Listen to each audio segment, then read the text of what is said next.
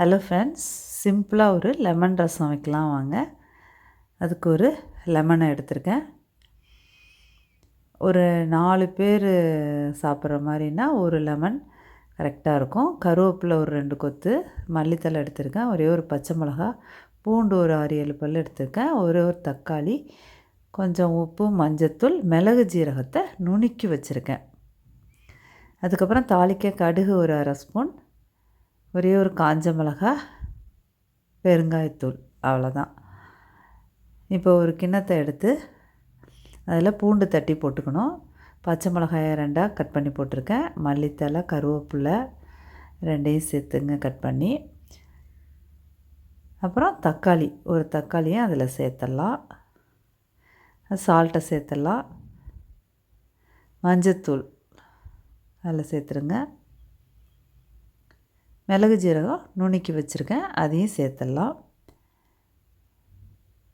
இப்போ ஒரு லெமனை பிழிஞ்சு விட்டுக்கலாம்.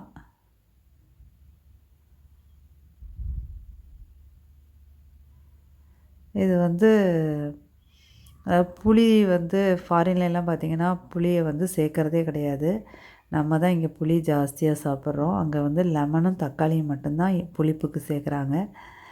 இந்த புளி சேர்க்குறதால தான் இந்த உடம்பு வலியெல்லாம் வருதுன்னு சொல்கிறாங்க. அதனால் மேக்ஸிமம் புளியை அவாய்ட் பண்ணிவிட்டு இந்த மாதிரி லெமன் ரசம், ஆரஞ்சு பழத்தில் கூட ரசம் வச்சா செம்ம டேஸ்ட்டாக இருக்குது.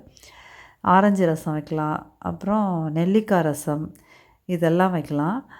இப்போ நான் எல்லாத்தையுமே நல்லா பிசைஞ்சு விட்டுருக்கேன். ஒரு டம்ளர் தண்ணி சேர்த்துருக்கேன்.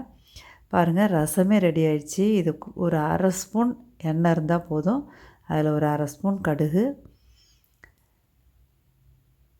ஒரே ஒரு காஞ்ச மிளகாய் கிள்ளி போட்டிருக்கேன், கொஞ்சம் பெருங்காய பவுடர்,